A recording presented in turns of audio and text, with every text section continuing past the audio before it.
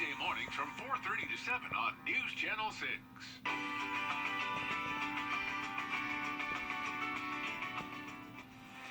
afraid our dry days we've been having over the last several days are coming to an end. More moisture headed our way, and our rain chances are going up. A full look at your forecast in just a few minutes. Right now on News Channel 6 at 5, the latest on a deadly plane crash out of Lincolnton, how the community is responding. Also ahead, South Carolina passing a bill to help first responders who face terminal illnesses. And a local teacher battling the coronavirus, now on a ventilator. We'll share her story as your News at 5 starts now. Live from Television Park, this is Wjbf News Channel 6 at 5. Welcome back, everybody. I'm Brad Means. And I'm Jenny Montgomery. Thanks for joining us. Coverage you can count on begins with a tragedy in Lincoln County. A young man died yesterday when his plane crashed in Lincolnton. It happened near a pond on White Rock Road. News Channel 6's Chloe Salsameda live near the crash site tonight, and she joins us. Chloe, there was a really big law enforcement presence today out there at the scene. Yeah, the Lincoln County Sheriff's Office, FAA, and Georgia Bureau of Investigation were on scene at the crash site today examining the plane wreckage. Cole Madison was flying home from work yesterday when his plane went down in an embankment in the field behind me. Now, his dad actually owns the property and heard the plane crash.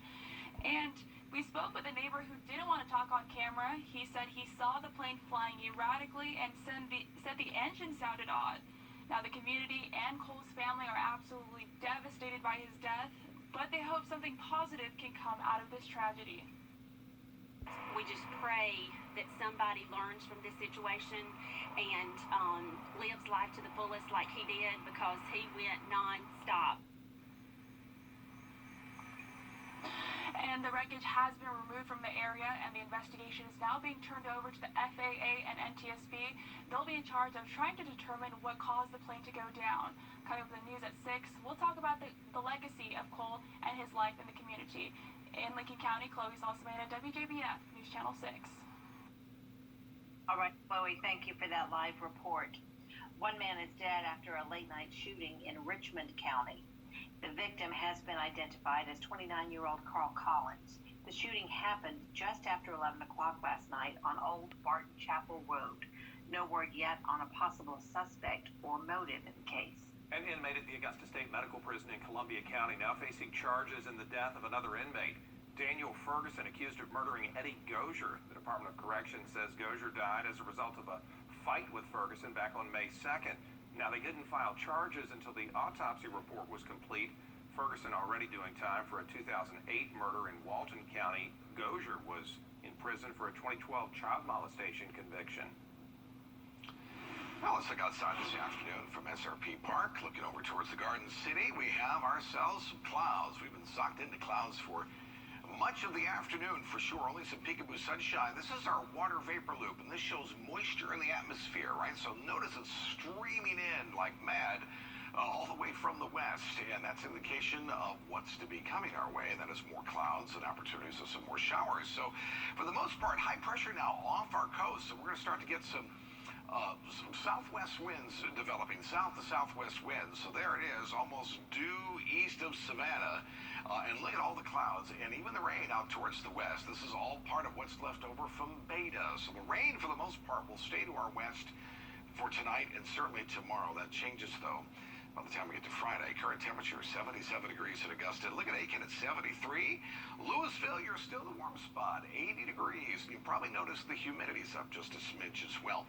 Plans for tonight should be fine. We'll be cloudy. We will be dry, 75 at 6 o'clock. By 8 o'clock, we'll hold about 70 and then 69 by about 9. The rain, though, is headed our way, especially as we get into Friday with an opportunity not only of some rain, but also some thunderstorms. Coming up, I'll show you a futurecast. I'll take you hour by hour what to expect, and then we'll talk about another cool down headed our way in just a bit. Jenny Bryn. All right, Tim Miller, thank you very much. Columbia County Superintendent Dr. Sandra Caraway says she'll be retiring at the end of the school year. Caraway made the announcement during last night's board meeting. She says after 36 years with the school system, it's time to step aside. We caught up with a board member who says Caraway has risen from teacher to principal to superintendent, and she's been an asset in all of those positions. It came as no surprise to me when she was selected as superintendent. She has always been the very best that you could possibly hope to find in any capacity, from my experience. Teasley says the board has already started preliminary work to find Caraway's replacement. A new survey shows many teachers in South Carolina want out of their jobs. According to SC for Ed, more than 4,000 teachers were surveyed, and of those, more than 27% plan to leave their current jobs. Some are reporting long hours, while others are concerned about the lack of protective equipment in many districts. An Emmanuel County teacher fighting for her life on a ventilator in an Augusta hospital after she got the coronavirus.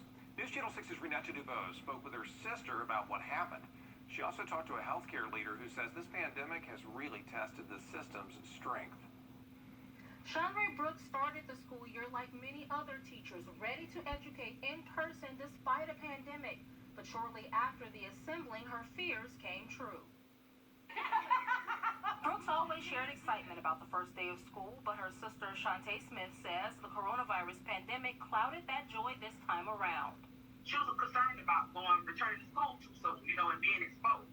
So she didn't want to go back. But the 7th grade Swainsboro Middle School English teacher returned to the classroom August 3rd as planned by Emmanuel County Schools leaders. She's the teacher that at night cooks grits in a crock pot to bring to her students so they can eat before tests. That type of dedication shown to students is now being redirected to saving her own life. Smith says a few days after school started, her sister became ill with headaches, nausea, chills, and overall weakness. She later tested positive for COVID-19. I had someone to take her some like Gatorade soups and put on her doorstep, and she said, "Thank you so much." She said, "But I was so tired, I could only get them off the porch and place them by the door. I couldn't even take them any further." She said, "And I had to sit on the sofa and just get some strength to even go back in the room." She said, "I'm in the bed now." Smith says her sister is now in an Augusta hospital on a ventilator, a reality many with respiratory issues like Brooks has faced when infected with COVID-19. Smith blames the ordeal on the failure of Emmanuel County schools to share COVID numbers at first. News Channel 6 found coronavirus numbers for all schools online now and the district's reopening guidelines. They include staying home if symptoms develop, temperature checks, and hand washing. Employees are encouraged to wear a mask, and so are students, but it is not required. We checked in with Emmanuel Medical Center CEO who works with 3 agencies to track the virus. Early on, we were having about a 5% positivity rate, and it's that much. I would say that we peaked in August, but September we're just as strong. Damian Scott says he believes community spread started late July, and by mid-August, hospitalizations began to spike and ultimately test his rural community system. Caring for critical patients became a challenge until he teamed up with Augusta University's telehealth program, and GEMA sent critical care nurses. Your hospitals, not just us, we are so much more equipped to handle the pandemic than we were early on. While Smith is sending a message for her sister to keep fighting, Scott says that the medical center teamed up with a local college to send out the message to mask up. Renetta Dubose, WJBF News Channel 6. Back to you.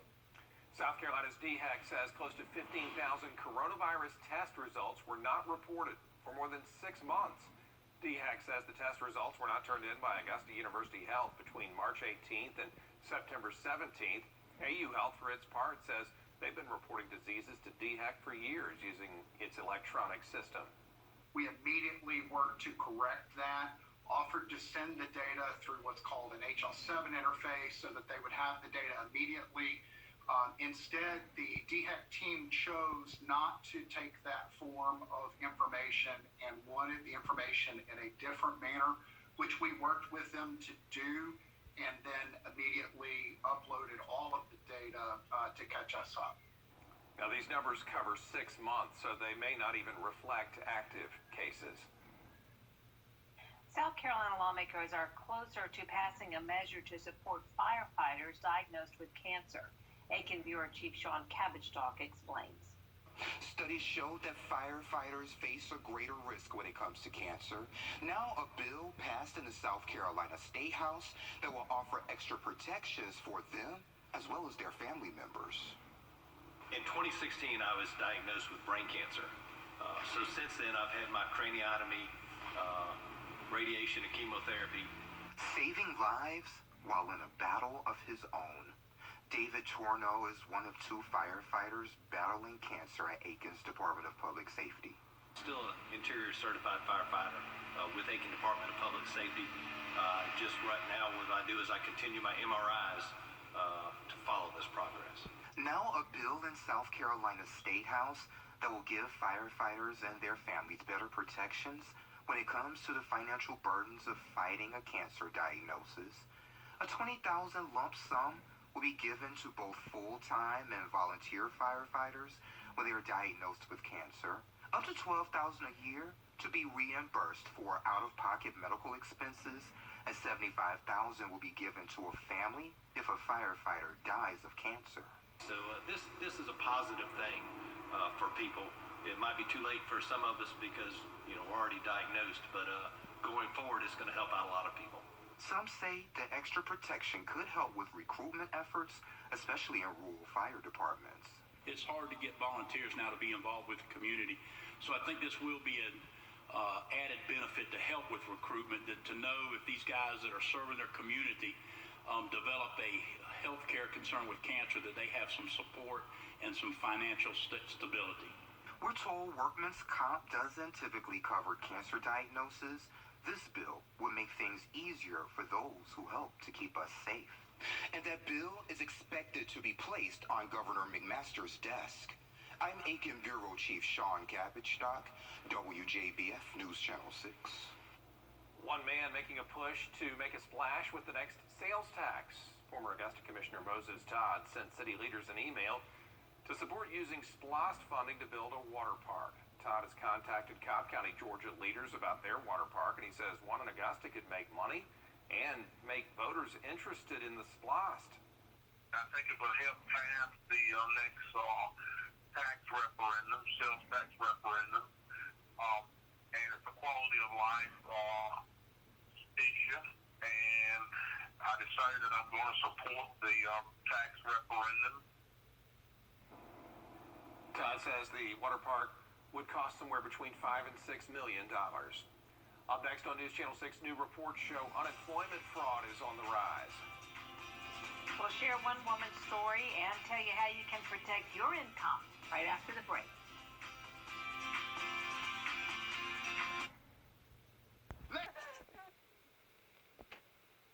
Welcome back, everyone. Thousands of Georgians are still unemployed because of the pandemic, and now thousands more may have another problem to deal with: hackers getting into their unemployment accounts.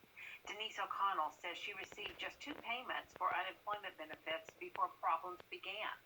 Weeks ago, she says she checked online and realized her payments were being diverted to a bank account that wasn't hers. I just want to get help, find out what happened to mine. You can't talk to nobody. It's being investigated, and as soon as we get the information that we can verify everything in the case, hopefully we can get the money back. If we can get the money back, we still will re-release payments, and we'll do that as quickly as possible. It's just very unfortunate right now that we have this many people that are trying to go out there and try to commit fraud and are affecting people's lives that need this help. Butler says O'Connell's case is being reviewed right now. Some lawmakers say the fight over a Supreme Court seat could have... I'm Jamie Harrison, and I approve this message. Now, your most accurate forecast with WJBF Live Viper 6. And the Jiffy Lube cam is fired up at the airport here, where we have cloudy skies. Current temperature is 77. Humidity 48%, dew point 56 degrees, so still relatively dry air overhead. But moisture is starting to stream on in from the west, and it will start to warm up as the 80s will be returning. And so will the chances of some showers and storms, especially on Friday. And then another cool down coming up next week. How about that? So rain chances 30% tomorrow, a little higher for Friday. We'll still have enough, maybe some showers around for Saturday. Continue that into Sunday, Monday, then we'll lower the rain chances as more cooler air comes in next week. Tell you what, though, we'll start to raise these temperatures, talking about the 80s. So 80 tomorrow, mid-80s for the weekend and early part of next week. So high pressure now off the coast of Savannah, and this is giving us our southeast wind here. That'll give us a little bit more moisture in the air. Notice the rain out towards the west. This is all part of Beta. Beta ever so slowly moving off towards the northeast and taking its rain in our direction over the next couple days. In fact, let's look towards Friday. I think we'll have a better chance of some scattered showers and storms, certainly widespread rain over the southeast, but our chances of thunderstorms, especially as we get into Friday afternoon. Gotta show you this. It has been since August 7th, if I'm correct. No organized systems. It's all quiet in the tropics for now. Hopefully we can keep it that way. Closer to home, this is noontime tomorrow with Futurecast. Notice the clouds move south to north, right? So this is an indication we have a southerly wind tomorrow. And peppered about will be some scattered showers by late afternoon. And by early evening, we can have a little heavier showers into Wilkes County, Lincoln, into McCormick. I think the heaviest activity remains to the west towards Atlanta and Athens coming up for tomorrow night. By Friday, 12 noon, notice the winds from the southwest. It'll be a little breezy, and look at these. I think we'll have some showers, maybe a rumble of thunder that pops up from, goodness, I'd say Columbia County all the way down into Richmond, further down towards Waynesboro and Wrightsville, some showers. Again, a rumble of thunder. Notice it's peppered about, nothing big widespread here. By 5 o'clock, from Augusta, Waynesboro, down to Millen, all that will move off into South Carolina, and then it's quiet out towards the west. So we'll deal with these showers and storms, I'd say, till about 7, 8 o'clock on Friday, and then we'll clear the skies out. 58, the overnight low in Augusta, so we're a little warmer than we were last night. 54 in Thompson, still a little cooler up near the lake. Salute y'all, be in the low 50s compared to your 40s the last few nights. 80 tomorrow with a little bit more cloud cover. Low 80s, Wrightsville, Swainsboro, and Millen. I think you'll be about 82 degrees. 10-day forecast. Notice that we'll warm it up, right? And there's our shower and storm chance for Friday. Then the cool down again. I think we get another shot at some really cooler air again. So Wednesday, Thursday, Friday next week, highs in the 70s, and lows will fall back once again into the 50s. Tim, thank you so much. To the Florida Keys now, where a